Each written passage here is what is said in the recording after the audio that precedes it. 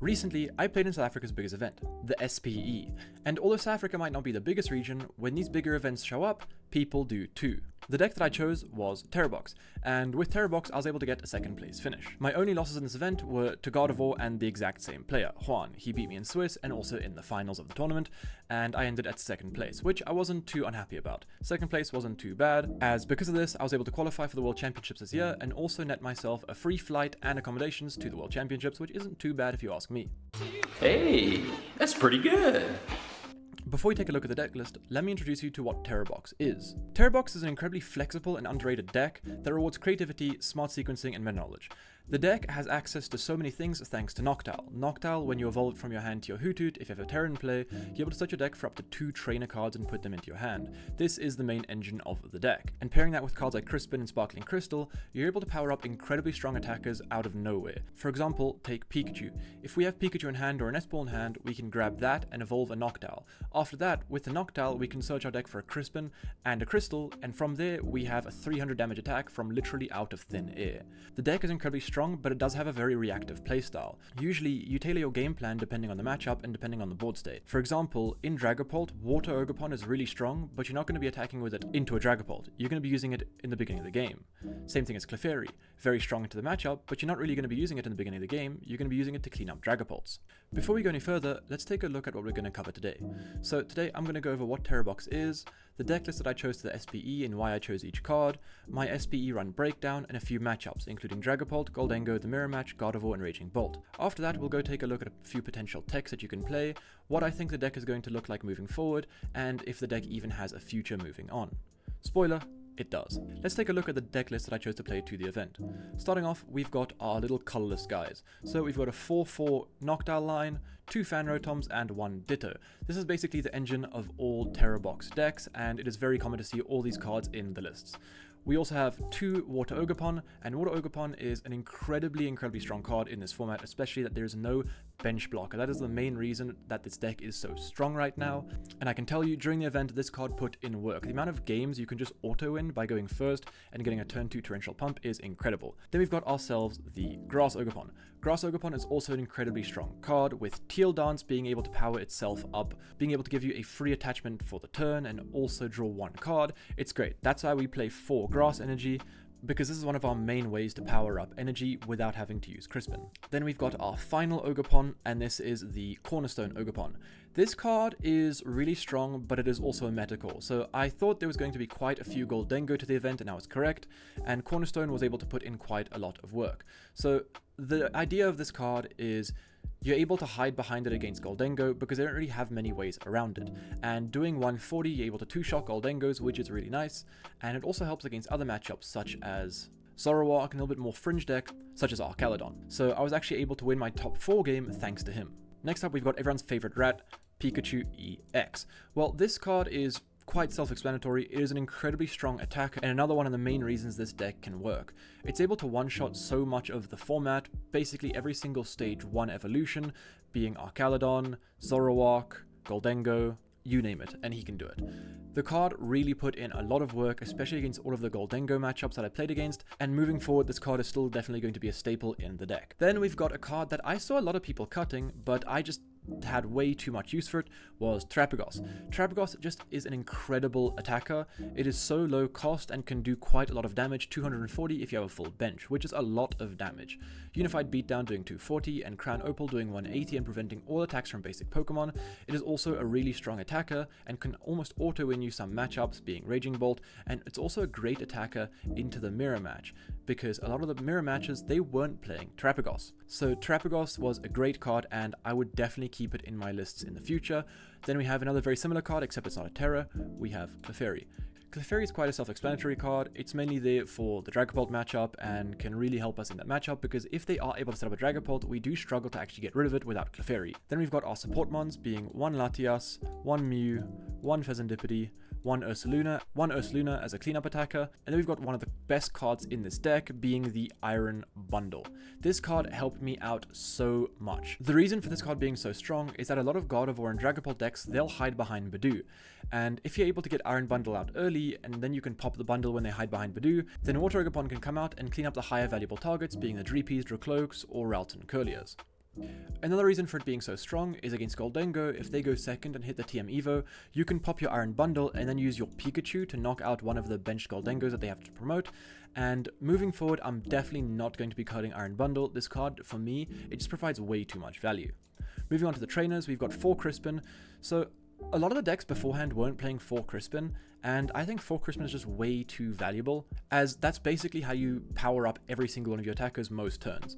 Then we got 2 Boss, 1 Research, 1 Iono. 1 Research, 1 Iono felt fine. I was never really in a need for more draw power, thanks to our knockdowns, and at the end of the game, having Mew and Pheasantipity set up on the bench, it just provides you with a lot of extra draw power against those late game Ionos.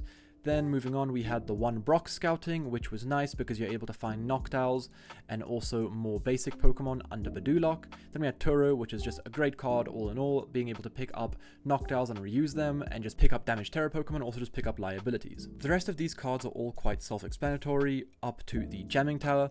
Jamming Tower is great because it does help in the Gardevoir matchup, but it can also help in the Dragapult matchup, because if you have 8 Pokemon on your bench and then you put down Jamming Tower, not only now can you get rid of liabilities that you had on your bench and Phantom Dive victims. For example, if Dragapult goes 200 damage into a Water Ogerpon and it survives, then now you can retreat it to your bench, put down the Jamming Tower, and then discard the Ogerpon. It can also be nice to get rid of your Noctowls and get them into the bin, because if you have Hoothoots in play, you can now bump your own stadium with Jamming Tower, use a Night Stretcher to get back your Noctowl and evolve one of your bench Hoothoots, and just have basically access to a free Noctowl like that. Now that we know what decklist I was playing, let's go through a few of the early to mid-late game strategies.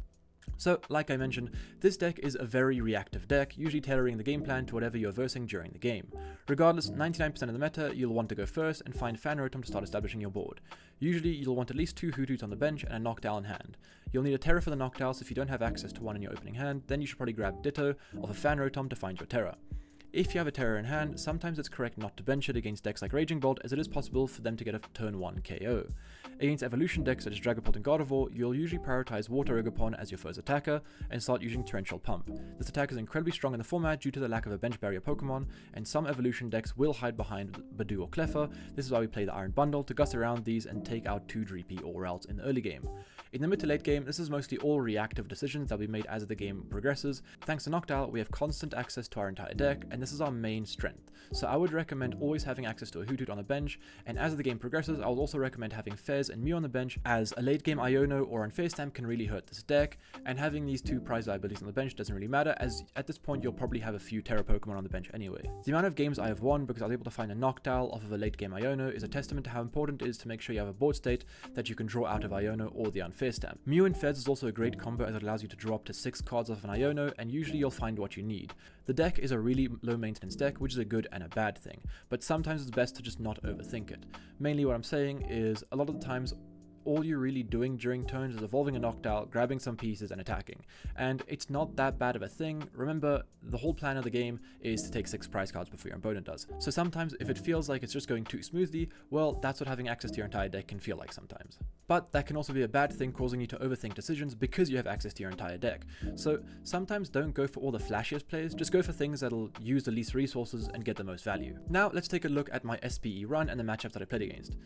Raging Bolt was my first round matchup, and I was quite happy to see this because I've played the matchup quite a bit, so I know how to play it. My opponent started with a Raging Bolt and I was able to go first. I made sure to Fan Rotom and establish a better board state. I had a Terra in hand, and as the next turn rolled around, they weren't able to retreat their Raging Bolt or get a turn 1 attack, and I was able to use my Clefairy to take the first 2 prize cards.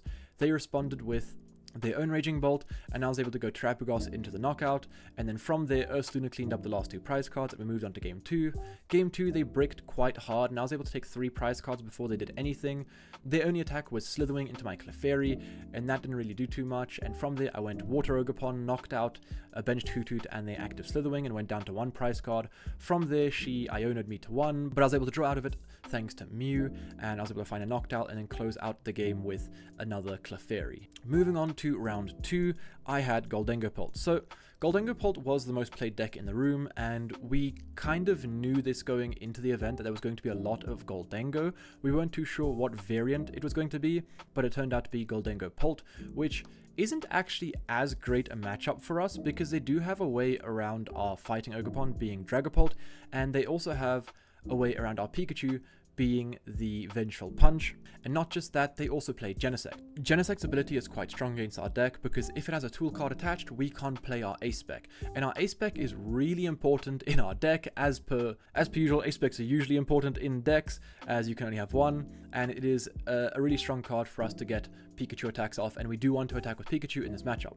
I lost game 1 due to not starting Fanrotom or a Tera and just had nothing and it all fell apart. Game 2, I was able to win with a Torrential Pump Donk as I chose to go first, and then game 3 they chose to go second and I was able to Torrential Pump Donk them again, just showing how strong Torrential Pump is. And I guess it wasn't really a donk. I was able to gust around the Genesects. They had a Genesect in active with a Dreepy and a little Gholdengo, I forgot his name, and I was able to go Iron Bundle, Hyper Blower, and they had to swap it out, and then I was able to go Torrential Pump to knock out important Pokemon, and then from there he just had nothing and wasn't able to play the game, and we took that, moving up to 2-0. Round 3 we played against Dragapult Noir, and Dragapult Noir isn't that terrible of a matchup just because we have a good game plan going into every phase of the game. Early game we took 2 prize cards on a Duskull and a Dreepy, leaving them with no Duskulls. After that, they're able to find a Dragapult actually and respond quite quickly,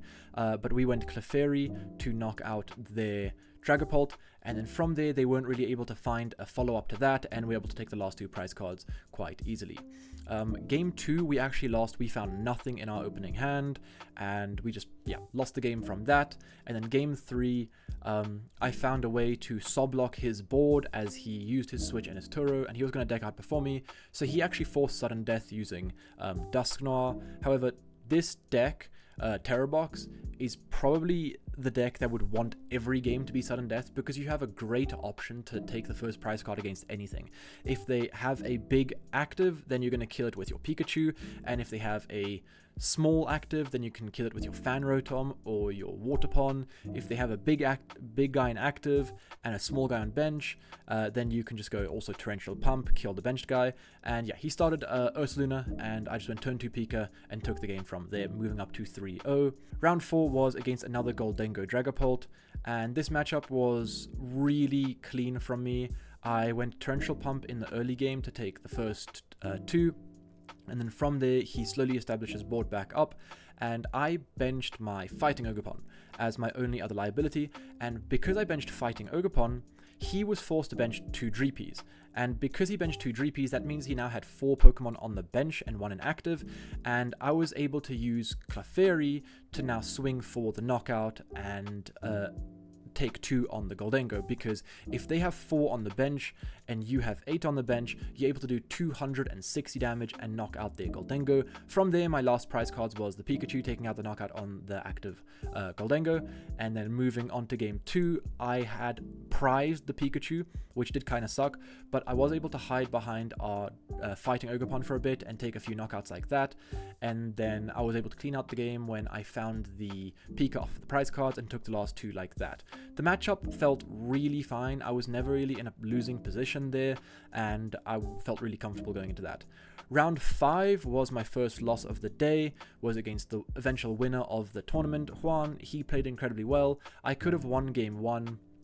I had the knockout actually in hand, and the gust onto his benched Pheasantipity when I had 2 prize cards left. However, I ended up bench locking myself by accident, so I had the stadium in play, and I had 4 benched Pokemon, and instead of benching my Terapagos, which was in hand, and then my Pheasantipity, I did it the other way around, which, yeah, unfortunately, bench locking myself, had no Tera in play, and because of that, I wasn't able to fill up my bench and take a knockout on the Pheasantipity. And then game 2, he had an incredibly fast start, I didn't have too much, and then I lost that round 2-0. Round 6 was the last round of day 1, and you only actually needed 10 points to move on to the second day. And because of me going 4-0 up to that point, I already had 12 points. So I was guaranteed day 2. Sorry, this is supposed to be day 2. I don't know, this is day 1. That's on me. And so I was already guaranteed day 2. And for the top 8, you actually needed 17 points. So I was really close to actually locking out day 2. I just needed 2 more wins in the next 3 rounds. And as you can see, obviously I was able to do that. The next round was against straight Dragapult, and this matchup was also really simple, just Water Ogerpon, then Clefairy, and then close out the game with whatever. And that basically happened both games, almost identical.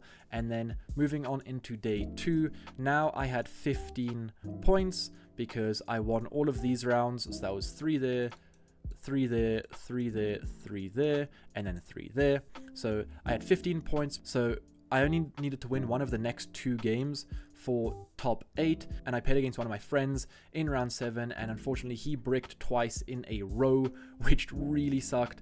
And this is where the Iron Bundle was really good, because he was hiding behind a Genesect and had 2 Dreepies in bench, and then I was able to go Iron Bundle, and he had to swap out, and I was able to kill both of the Dreepies.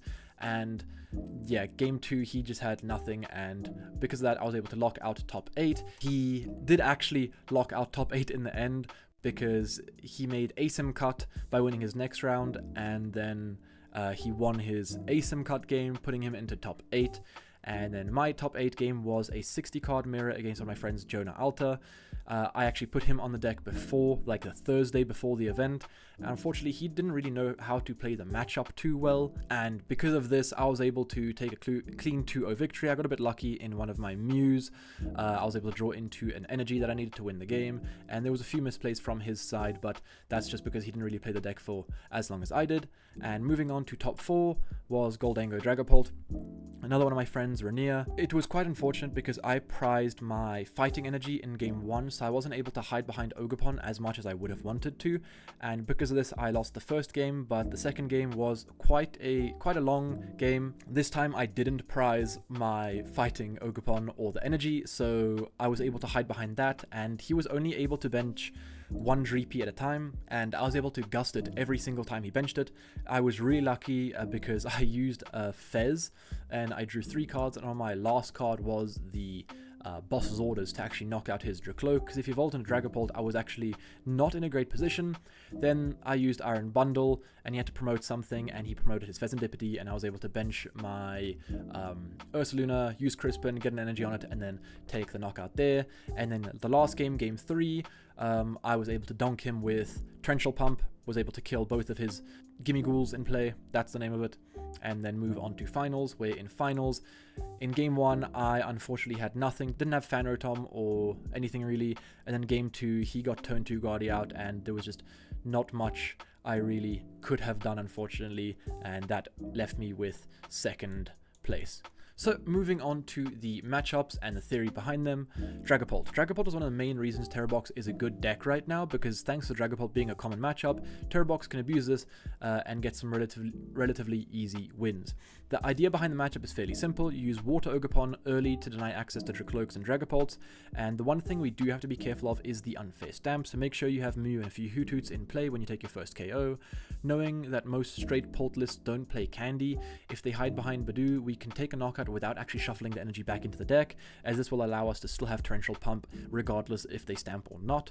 If they are able to get into a Pult, usually by this point you'll have taken like 2 to 3 prize cards, and we can return KO with a Clefairy, and then all you need is the Crispin and 7 bench Pokemon in total, yours and your opponent's, so you can have 3, they can have 4, or vice versa, and then from there it's a free knockout on the Dragapult. It is quite difficult for them to chain Dragapults, especially if you're taking out the Dracloaks with the Waterpon really early on in the game, and then from there you can find your last 1 to 2 prize cards with either a second Clefairy or a Waterpon to deal with the last few. So Raging Bolt is one of those matchups where we do actually have a way to auto-win the matchup thanks to Terapagos and Crown Opal. The only issue is we have to only have that in play, otherwise they can gust around it, and if they're able to go Prime Catcher plus Boss into our Terapagos, they can actually kill the Terapagos. So the idea is to set up a board state where you only have the Terapagos in play, but if you go first, you don't have to go for this kind of play. You are able to just go take the first 2 and you just go 2-2-2. However, it can be a little bit difficult if they only have a 1 prize board state and push up one of their higher HP 1 prizes, such as the Koraidon or the Baby Raging Bolt. But this is why we play our Iron Bundle, so we can force up the Fan Rotom or a Hoothoot and then knock out either a Fan Rotom and a Hoothoot or both Hootoots. And then from there, the 2-2-2 is quite simple to keep up because we have Clefairy, which is really easy to use to knock out the Raging Bolt, as all we need is a Nestball and a Crispin. Literally, that's all we need to get the knockout there, and then we can close out the game with the Ursaluna at the end of the game or a Terapagos. Regardless, there's so many options way to close out the game. And if you know they don't play Slitherwing, then Pikachu can also easily take 4 a lot of the time. So yeah, this matchup isn't that difficult. I would say try put some time into practicing this matchup now, as Raging Bolt did just win Milwaukee with Christian Lamella. Labella, I think. Sorry if I'm butchering his name. Shout out to him though, he played really well. And yeah, so this is one of those matchups that can go either way, but if you know how to play it, it shouldn't be too difficult. Moving on, we've got Gholdengo. I played against this deck a lot in the past few weeks and I'm really sick of it, but the matchup is quite fine. They usually want to go second, so you have access to your turn 2 attack usually, and if they don't hit TM Evo, then you can go Water Pond to take 2, and if they do hit TM Evo, then you can usually just go Iron Bundle and then Pika knock out one of their Gholdengos. If they have 4 benched Pokemon, then you don't even have to use the Pika, you can just use your Clefairy to take the knockout and save your Pika for the end of the game. Usually they do play the Genesect, so if you have access to your Ace spec, I'd say put it in place straight away, because that'll just give you more value if you just can't use it at all.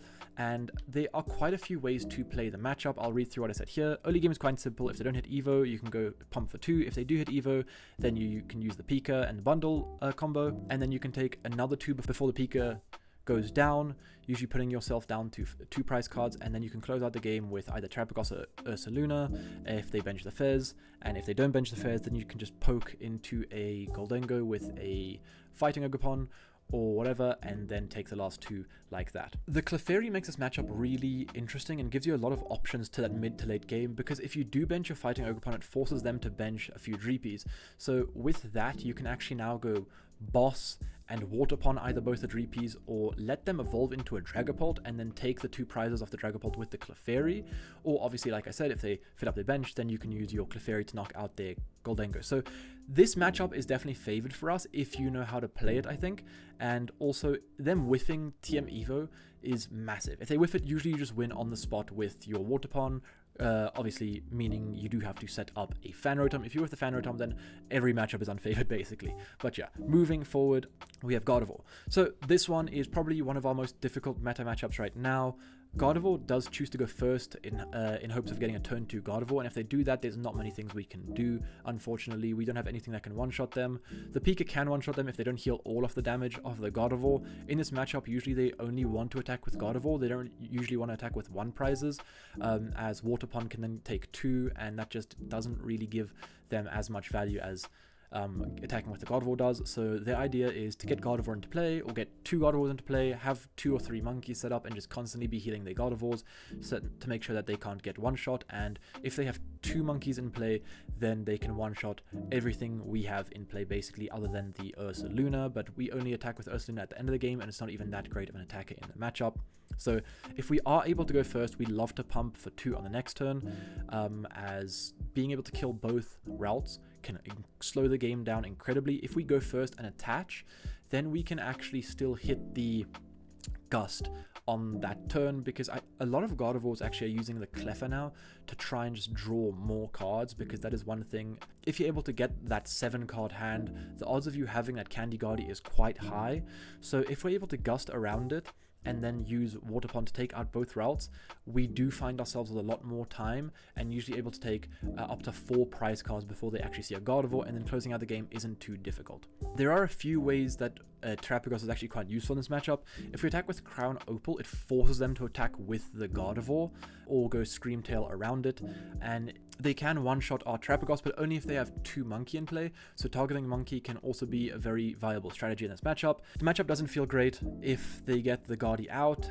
We are slowly putting in more text to help the matchup, so we'll get into that later, but for now, this matchup doesn't feel too comfortable. Moving on to the Tera Box mirror match. This matchup is a really technical game, because You'd think that going first can win you the game straight away, but that's not the case. So, for example, if they go first and are able to take the first 2 prize and you return with a Pikachu, a lot of the times they can't actually return KO that Pikachu.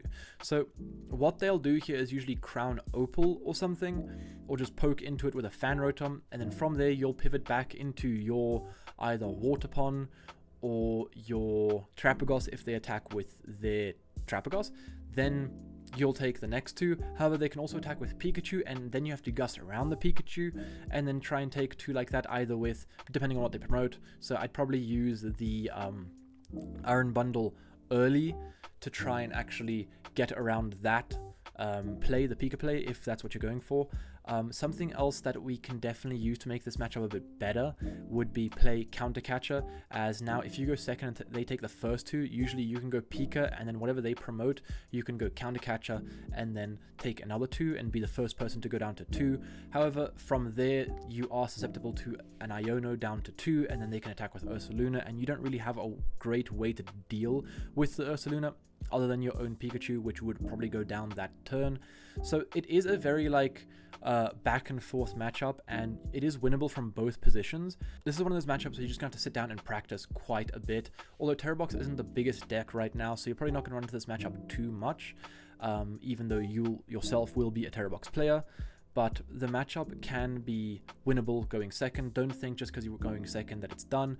Pika is really strong, so is Terapagos, and also so is Clefairy. Remember that Clefairy is a really easy to set up attacker. The whole thing is, if you're able to knock out both of their Hootoots and leave them in play without Hootoots, then the matchup can become really favored for you actually, because that is one of the main issues of going second, is if they're able to torrential pump and take out your Hootoots, it could really ruin your entire game, because Hootoots and Noctows are our main engine and the only reason our deck functions. So whoever runs out of Hootoots first here usually loses. That's why I'm saying a late game Iono to 2 can be quite strong if we can pair that with a Counter Catcher or something to knock out their remaining Hootoots and pair that with an Iono.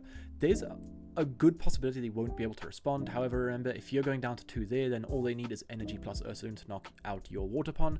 So it is a very chess kind of matchup, and it's not the easiest one to play or navigate. And if you guys want more info on this matchup, leave a comment down below. This video is already quite long. I could honestly make the Terabox mirror match its own video. Alright, now with the matchups done, we're going to go on to the potential techs. So obviously I've been playing this deck for quite a while, 3-4 months to be completely honest with you. I've been playing this deck for a long time. So there are a few things that I would have wanted. Volcanion EX is one of the cards that I am really looking at right now, and we'll get onto that a little bit later. So yeah, thanks to Terabox being such a flexible deck, the amount of techs you can play is great, and the obvious ones would be Bravery Charm, Counter Catcher, a switch, just an extra switch out is sometimes really nice, a Penny, Judge, 1-1 Farigiraf, Kieran, Volcanion, Lily's Pearl, 1-1 Monkey Line, and Iron Valiant EX. The Iron Valiant EX, now that I think about it, isn't as good as the Volcanion, so we can probably remove that one from the list of potential techs. First, looking at the big one, Volcanion. So I left a little note at the top right over here is, with Volcanion, I recommend cutting the Fighting Ogerpon and the Fighting Energy to make space for a switch and whatever else you like. I chose Counter Catcher because Volcanion is an incredibly strong card, however it does need a switch if you aren't able to get it into play the turn before you want to use it. If you put it in play the turn you want to use it, then you're going to have to use Latias to free retreat out of whatever you have inactive into the Volcanion and switch out of it into whatever you want to attack with. So Volcanion might actually just be a requirement moving forwards, because the potential this card has is incredible. The ability to burn your opponent for free is just great. And not only is the burn great, it's the 20 damage from the burn that is the main thing. The cards it's help against is great, because all these cards in the meta right now. Pikachu EX, if you burn the Pika and then hit it with whatever, they'll die to the burn, meaning you can now one-shot Pikachu, and also they can't draw off of the Fezandipity. Ursaluna now, you can one-shot Ursalunas with your Ursaluna or your Terapagos even now because of the burn, and they don't get access to the Fezandipity afterwards. Basically, all of these don't get access to their Fez after they die because they all die to the burn, which is just incredible. And also another thing is, they don't get access to Unfair Stamp because the Pokemon died during Pokemon Checkup, not during your turn. Gholdengo is another big thing because now we can use our own Ursaluna to one-shot Gholdengo. We can also use our own Terapagos to one-shot Gholdengo, and also now you can one-shot Gholdengo with Clefairy, with them only having 3 on bench. Dragapult is another thing. Dragapult, obviously, we have a way to deal with the Clefairy, but now Pikachu EX can one-shot Dragapult, and they'll die to burn, and the same way Pikachu EX can now one-shot Gardevoir EX, even if they have the double monkey set up, and they will also die to burn.